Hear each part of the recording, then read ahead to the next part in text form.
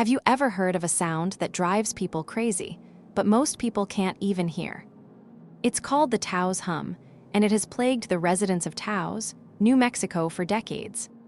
Only about 2% of the population can perceive this deep, persistent, low-frequency sound. For those who hear it, it sounds like a distant diesel engine or faint, endless industrial machinery. Scientists, engineers, and even the Navy have repeatedly attempted to locate the source. They've used seismic monitors, electromagnetic sensors, and microphones, but every investigation has come up empty. Here's something you won't believe. Because no external source can be found, many experts now theorize that the Taos hum is actually physical sound being generated inside the listener's head. Imagine being haunted by a noise only you can hear.